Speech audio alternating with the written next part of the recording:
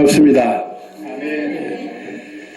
어제 제가 시애틀에서 이오키 군사님 남편이 운전하시고 또 같이 차를 군사님하고 타고 오면서 교회 이야기를 좀 들었습니다. 목사님이 복음 중심으로 말씀을 가르치고 전 교인들이 정말 순수한 신앙으로 뭉쳐서 기도하고 선교에 매진한 참으로 귀한 교회라는 말씀을 듣고 저도 마음이 너무나 기쁘고 감사했습니다.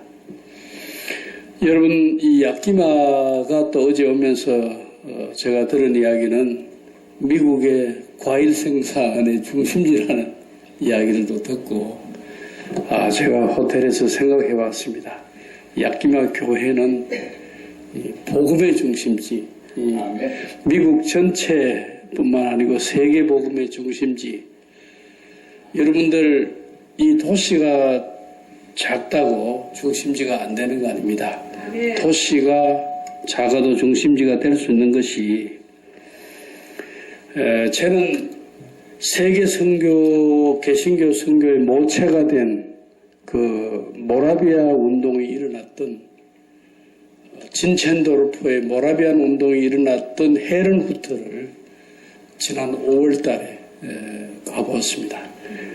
그 독일에 있는데, 제가 프라하를 갔다가 일부러 여행 코스를 그쪽으로 잡아서 이 모라비안 운동, 금년이 종교개혁 500주년이지만은 개신교 종교개혁 운동이 세계적으로 확산된 계기는 이 모라비안 운동입니다. 복음주의 운동인데, 그 진첸도르프가 드레스덴, 독일의 그 드레스덴에 살고 있는데 부자입니다. 그분이 비텐베르그 대학에 가서 공부를 하면서 루터의 신학을 접하고, 그렇게 해서 복음적 신앙을 가지게 되면서 개신교 박해자들이 그 지방으로 모이게 되자 자기 땅을 기증을 해서 그 헤른후트에다가 교회를 세우고, 이 백작인데 자기 집을, 그 큰 화려한 집을 버리고 거기 들어가서 교인들과 함께 신앙생활하면서 그 교회가 세계 선교의 모체가 되었는데, 지금 인구가 얼마인지 아세요? 야키마의 몇 분의 1밖에 안 되는 도시입니다. 그 헤른후트가. 그 도시에서 세계 선교 운동이 일어나고 24시간 기도조를 짜가지고 기도를 하는데 그 기도가 100년 이상 계속됐습니다. 그러면서 이 모라비안 선교 운동의 영향을 받은 것이 영국의 요한 웨슬레입니다.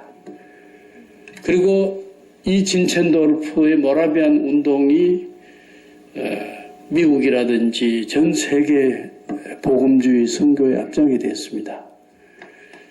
여러분들, 그때 그랬는데 20세기에는 4차 산업혁명 시대에 IT와 디지털 기술과 물리학 기술과 생물학 기술이 융합된 이 시대에는 장소가 문제가 아닙니다. 어디든지 그 운동의 내용이 좋으면 세계적으로 시간 간격 없이 알려지고 있습니다. 오늘 내가 있는 자리가 세계의 중심이다. 그렇게 생각하시면 됩니다. 정말 여러분들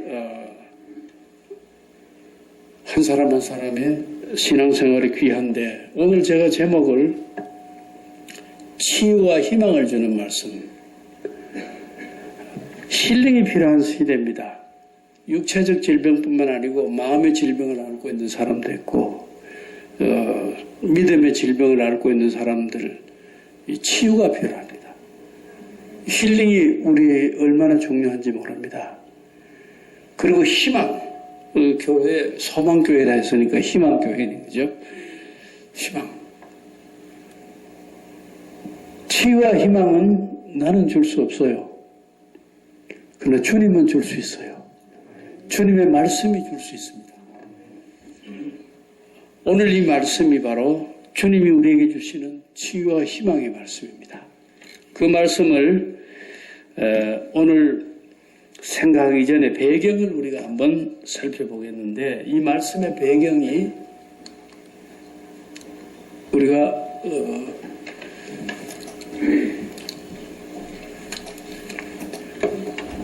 USB가 제가 했는 USB가 이제 바뀌어 있습니다. 봅시다. 여러분, 레이니어 산에 비하면 아무것도 아니죠. 별로 안 높은데 이 언덕, 산이라면 산이고 언덕이라면 언덕인데 이게 아야수룩 언덕 정상입니다.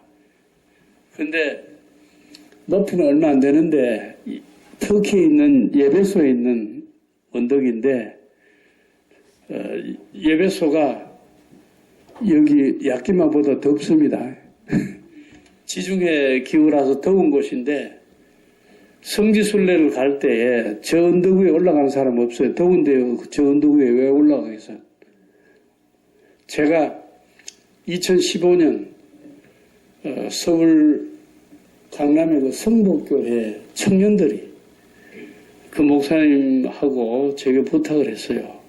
목사님, 우리 청년들이 터키 성지를 좀 알고 싶은데 목사님을 강사로 모시고 가겠습니다. 그래서 그래 한번 가보자 하고 청년들만 인솔 해서 한번 갔는데 예배소에 가서 점심을 먹는데 이 관광버스가 고장이 났어요. 고장이 나서 기사가 저보고 이 버스를 고칠 동안에 시간을 좀 어디 가서 뭐 하든지 좀 사용하시라고, 여기 가만히 있을 수는 없지 않느냐 식당에. 제가 저 언덕에 학생들 데리고 올라갔어요.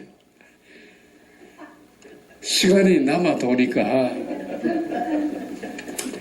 저 언덕에 올라갔는데 이런 집을 하나 발견했어요. 저 언덕 정상에 이 집을 발견하고 여기 보면은 이 집에 대한 설명이 붙어 있어요. 영어로 붙어 있어요. 설명입니다. 이 보세요. 이 글자가 좀 희미해서 잘 안 보이는데 제가 이 빨간 줄 친 부분만 한번 영어로 읽어 드릴게요. It is believed that Saint John wrote his Bible and prayed here. 한국말 번역하면요, 여러분 번역이 필요 없겠지만 사도 요한이 성경을 기록하고 기도했던 장소가 여기입니다. When he was an old man, aged 90, 그가 90세 되는 나이에 나이가 많았을 때 기도하고 성경 기록했던 장소입니다. The basilica in the place concerned might have been constructed in his memory for Saint John. 이 집이 요한이 기도하고 성경을 기록한 기념으로 세웠던 집으로 생각됩니다. 우리 신학한 사람들은 사도 요한이 말년을 예배소에서 보냈다고 알고 있습니다. 왜냐하면 밤모섬에 가서 유배를 갔다가 요한계시록을 기록했잖아요. 예배소에서 밤모섬이 그렇게 멀지 않습니다. 밤모섬에서 예배소에 나와서 기도하고 예배소에서 기록한 성경이 요한복음, 요한 1서, 2서, 3서. 이 성경을 기록했던 장소가 여기다 가는 겁니다.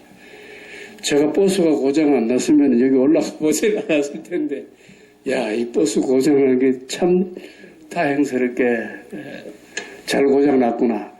제가 예배소를 수없이 갔고 터키에서 한동안 내가 몇 년을 살았습니다. 살면서 이 성서 자료 수집하고 이런 일을 하는데 이 높은 데는 안 올라갔어요. 이 밑에 요한이 묻힌 무덤이 있고 거기에 요한 기념교회가 있어요. 그까지는 갔는데 그건 수없이 몇 번 갔는데 꼭대기까지는 안 갔거든요. 기도는 이 높은 데 여기 와서 해야 됩니다. 그래서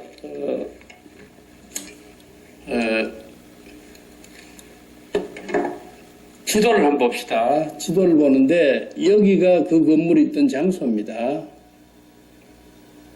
없고 사도 요한 기념교회가 이 밑에 있어요. 여기 요한이 묻혔어요. 사도 요한이 십자가형의 기념교회가 있고 이 밑에 오면은 사도행전에 나오는 아데미 신전터가 있습니다. 크도사 예배소 사람의 아데미라 하는 게 왜 크도다 했느냐?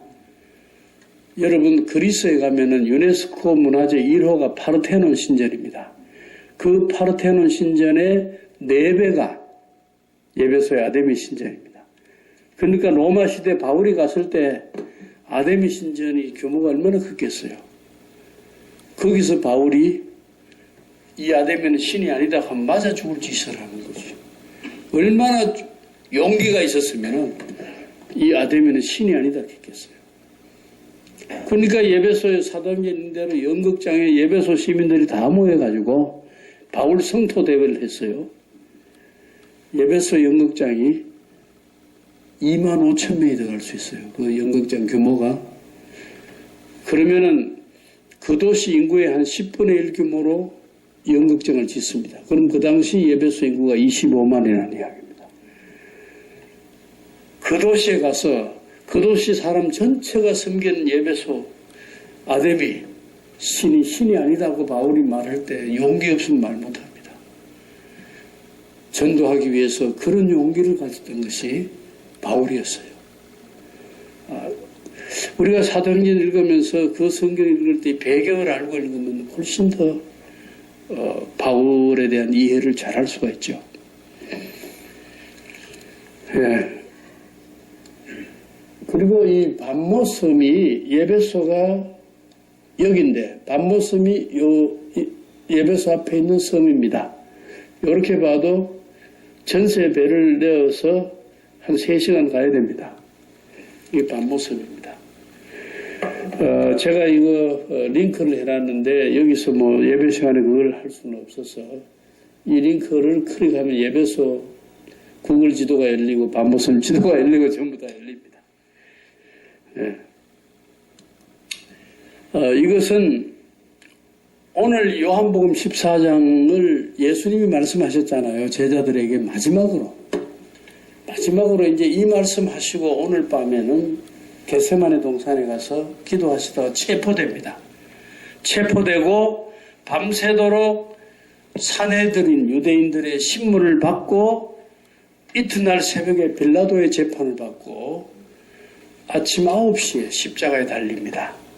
그러니까 지금 이 최후의 만찬에서 십자가에 달려 죽으실 때까지 지금 몇 시간 남았어요?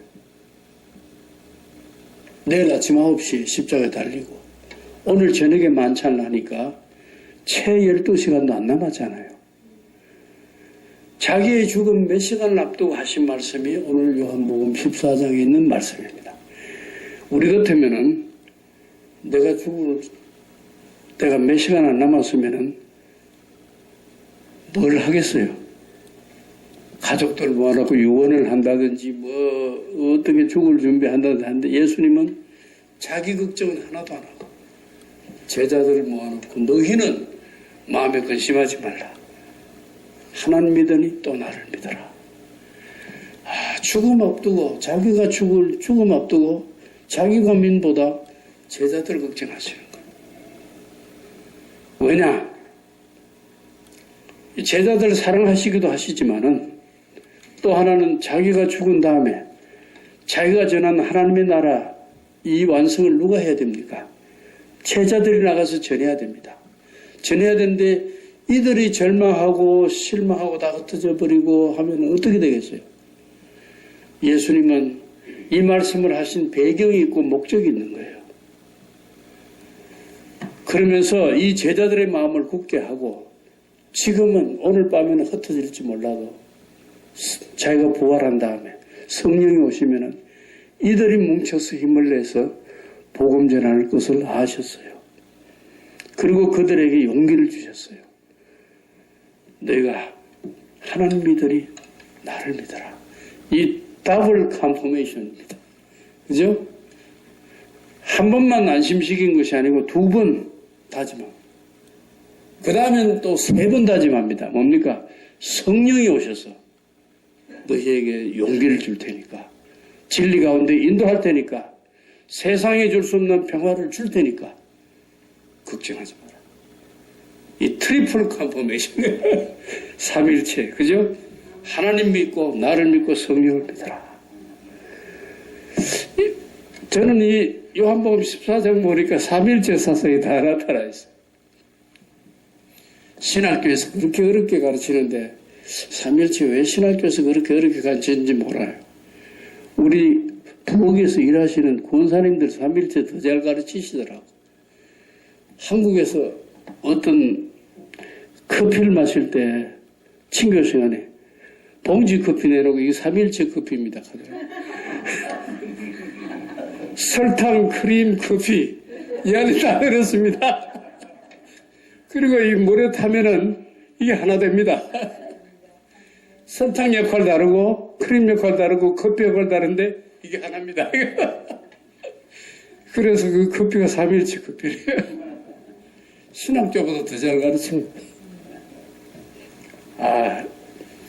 이 요한복음 14장에 정말 삼위 하나님의 우리를 향한 위로를 주시는데 어디서 하셨냐? 바로 이 방에서. 이 방 뭐 이렇게 잘 지었지 하고 보는데 이 방은 예수님 당시 방이 아니고 십자군 시대에 이 방을 새로 지었어야 돼요. 그전에는 장소는 여기지만은 이런 건물은 아닙니다. 여기서 바로 이 예루살렘이 있는데 마가다라 방, 여기서 바로 예수님이 만찬하시면서 오늘 우리가 읽은 요한복음 14장을 주셨어요. 제가 하는 일은 이런 일을 합니다. 성경을 더 잘 공부하기 위해서 배경되는 사진과 이런 것들을 모아가지고 성경을 편찬하고 책으로 편찬한 게 10년 전인데 이제 시대가 바뀌었으니까 PDF 성경으로 해서 지명마다 GPS가 열리도록 만들었습니다. 그래서 그 성경을 성서공회하고 협의를 해서 무료로 누구든지 볼 수 있도록 제가 한국에 돌아가면은 이제 8월달 말에 돌아가니까 9월달부터는 다 우리 웹사이트에서 볼 수 있도록 일을 전문가에게 시키고 나왔습니다. 그래서 여러분들 예배 마칠 때 제가 홈페이지 주소 드릴 테니까 제가 설교는 1시간 하고 가지만은 많은 걸 드리고 갑니다. 네, 그래서 보시고 활용하시고 하시기 바랍니다. 제가 너희는 마음에 근심하지 말라. 정말 예수님이 보통 사람들 같으면 자기 문제로 고민할 시간에 우리를 걱정하신 그 예수님 여러분들이 믿고 있습니다.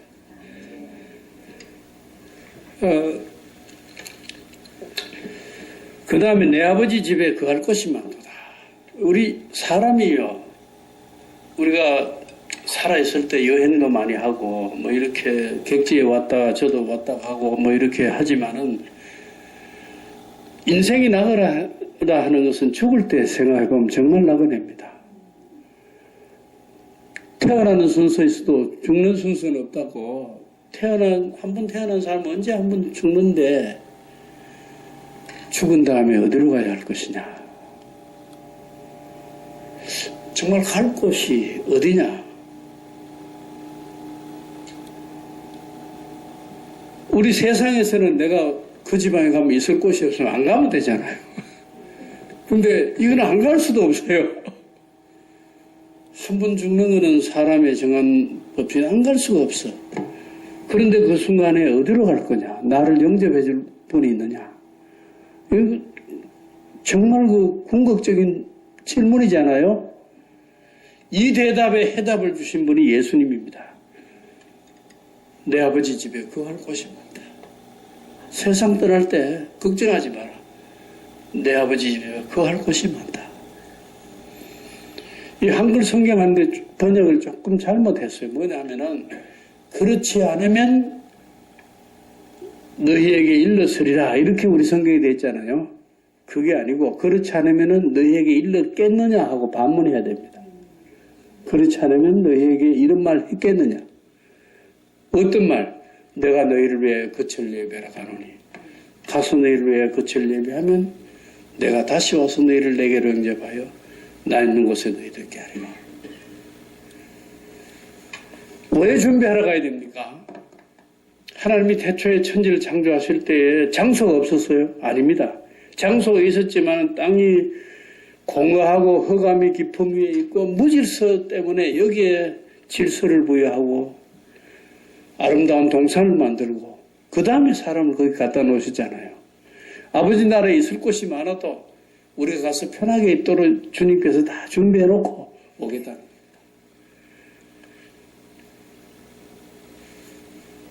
우리가 이런 집만 덩그러하게 있어야 되는 거 아니잖아요. 의자도 있어야 여러분 들어와서 앉고 좋잖아요. 이런 모든 준비를 하고 우리를 영접하러 오겠다는 겁니다. 근데 제자들은 참 이해를 못했어요. 이해 못한 제자 3명 대표적으로 나와 있어요. 도마가. 어디로 가는지도 모르겠는데 그 길을 어찌 알겠습니까? 하니까 예수님께서 내가 곧 길이요 진리요 생명이다. 저는 도마가 상당히 고마워요. 이런 질문 안 했으면 이런 답변은 없었을 거 아니에요. 예, 도마가 참 고마운 사람이에요. 우리 대신 질문해줘서 예수를 믿으면은 바로 그것이 길이 되고 진리가 되고 생명이 되는구나. 어디로 가는 길? 아버지께로 가는 길. 어디로 가는 생명? 영생하는 생명. 이 다 따로따로 떨어져 있으면 영생 구하러 따로 가야 되고 길을 찾아 따로 가야 되는데 예수님 안에 다 있으니까 얼마나 편리해요. 얼마나 편리해요. 그래서 Jesus is the answer. 모든 질문의 해답이 예수님 안에 다 있어요. 그 다음에 또 질문이 빌립이 합니다. 아버지 우리에게 한번 보여주면 좋겠습니다. 이 질문도 빌립이 잘했어요. 예수를 제자들이 3년 동안 따라다니면서도 예수가 하나님 보여주고 있다는 걸 모르고 있었어요. 나를 본 자는 아버지를 보았거늘 어찌하여 아버지를 보이라느냐. 하나님을 우리 눈으로 볼 수 없기 때문에 하나님을 보여주시기 위해서 예수님이 사람의 몸을 입고 이 땅에 오셨는데 3년 동안 같이 다니면서도 예수님 보고 하나님 보여달라 하니까 예수님 3년 동안 이 한 일에 대해 가지고 이해를 못하는 거예요. 아버지께서 내 안에 계시고 내가 하는 말도 내가 하는 말이 아니고 아버지가 하시는 말씀이고 나를 본 자는 아버지를 보았거늘 왜 또 보이라느냐. 우리 하나님 몰래 가면 안 됩니다. 예수님 보고 하나님 봐야 됩니다. 이 말씀을 전하면서도 그렇고 해석하면서도 그렇고 저도 좀 마음에 찔림이 있어요. 우리에게 하나님 보이라고 누가 말하면 나를 몇 년 동안 보고도 하나님 보라고 하면 어떡하느냐. 이 말할 자신이 있어야 돼요. 나를 몇 년 보고도 예수님 보이라고 하면 어떡하느냐. 내가 예수를 보여주는 삶. 내가 하나님을 보여주는 삶. 그 삶을 우리가 살아야 합니다.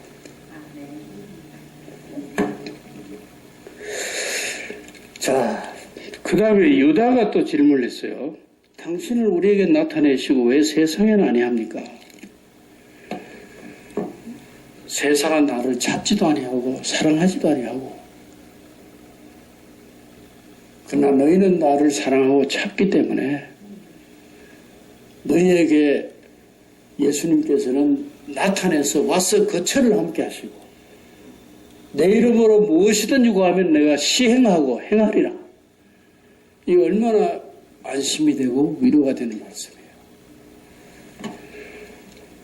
근데 사람이 참 고독한 존재잖아요. 키알케갈은 인간이 참 고독하다.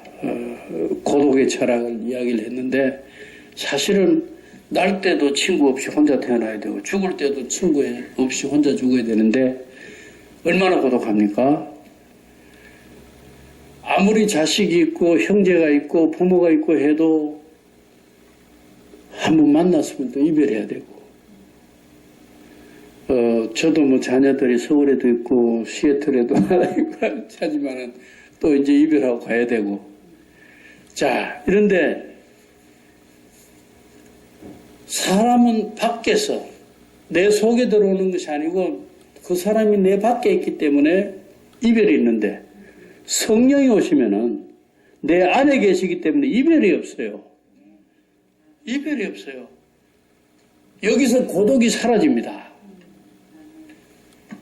그래서 몇 년 전에 한국에서 니마 그 강을 건너지 마오 하는 영화가 나왔다고. 아주 그 노부부가 둘이가 나이 많아서 금실이 좋게까지 사랑했는데 한 사람이 먼저 가고 한 그 영화를 보고,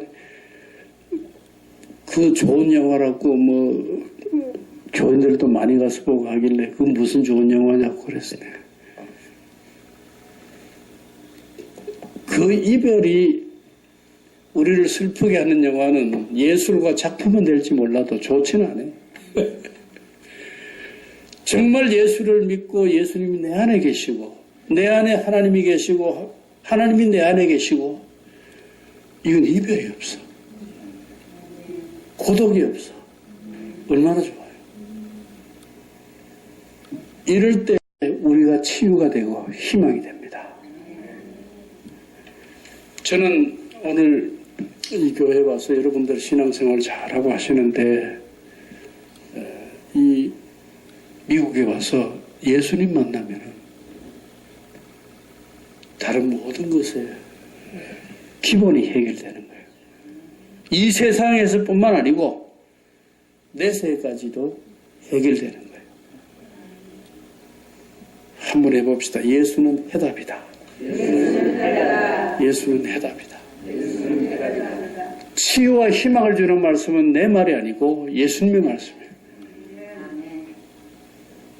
예수님이 오늘 설교하는 내 안에 계시고,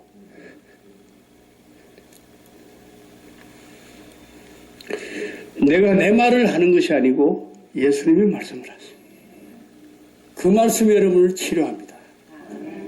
그 말씀이 여러분을 희망을 줍니다. 제가 예수님께서 이제 이런 말씀을 하셨어요. 이후에는 내가 너희와 말을 많이 하지 아니하리니 이 세상에 임금이 오겠습니다. 14장에 오늘 시간 때문에 읽지는 안 했지만 30절에 있는 말씀인데, 이 세상에 임금이 오겠음이라 하고 그는 내게 관계할 것이 없다 했어요. 우리 성경 번역이 왜 이렇게 해놨는지 모르겠어. 제가 영어 성경 가운데에서 New Living Translation을 보니까 이렇게 번역했어요. 이 세상에 임금이 오겠음이라 했지만은 그는 내게 관계할 것이 없으니 He has no power over me. 이 세상 임금은 예수를 압제할 힘을 가지고 있지 않는 거예요. 우리가 이걸 알아야 돼요. 예수님이 십자가에서 돌아가신 것이 힘이 없어 돌아가신 거 아닙니다. 세상 임금이 그를 압제할 힘을 가졌기 때문에 돌아가신 거 아닙니다. 뭐 때문에 돌아가셨어요? 그 뒤에 있어요. 뭐라고 했어요?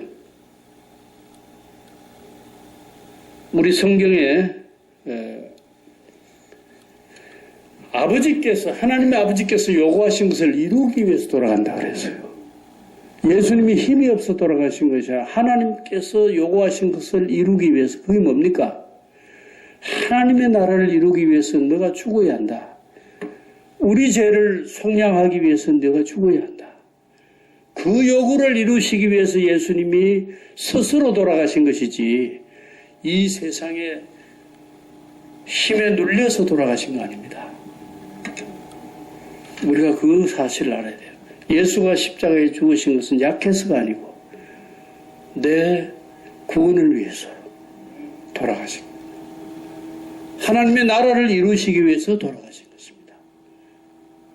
우리가 이것을 알면은 얼마나 우리에게 힘이 되고 위로가 되는지 알 수가 없습니다. 죄와 멸망으로부터 우리를 건지시는 것,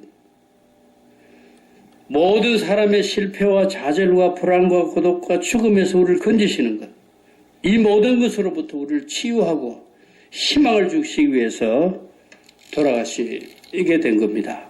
세상 권력에 눌려서가 아닙니다. 그러면서 예수님께서는 내 아버지 집에 있을 곳이 많다. 너희를 다시 데리러 오겠다. 너희를 고아와 같이 버려두지 않겠다. 성령이 오셔서 너희를 진리 가운데로 인도하겠다. 내 이름으로 기도하면 이루어주겠다. 세상에 줄 수 없는 평화를 주겠다. 이 모든 거 주겠다는 거 아닙니까? 네. 치유와 희망을 주는 말씀은 내 말이 아니라 주님의 말씀입니다. 주님의 말씀은 우리를 치유합니다. 희망을 줍니다. 오늘 이 요한복음 14장을 통해서 주님의 말씀이 우리를 치유한다고 믿으십니까? 믿으세요? 예. 그러면은 감사하죠? 감사하죠? 기도합시다. 감사 기도를 합시다. 주님 감사합니다. 주님이 돌아가시기 몇 시간 전에 주신 말씀을 오늘 우리가 읽고 이 말씀 속에서 우리의 치유와 희망을 발견합니다. 주님, 믿음을 주신 주님께 감사를 드립니다. 혹 우리 가운데 믿음이 없는 분들, 약한 분들이 있더라도 주님 그에게 믿음을 주시고 강하게 해주옵소서. 이 말씀 속에서 고독도 사라지고 치료와 희망이 생기게 해주옵소서. 이 약기마 소망교회 목사님과 교우들이 하나 되어 복음의 세계적 중심지로 발돋움하여 비약할 수 있도록 주님 은혜 베풀어 주시고 과거에도 베풀어 주시고 현재도 베풀어 주셨지만은 앞으로도 크게 베풀어 주옵소서. 예수님의 이름으로 감사드리며 기도드립니다. 아멘.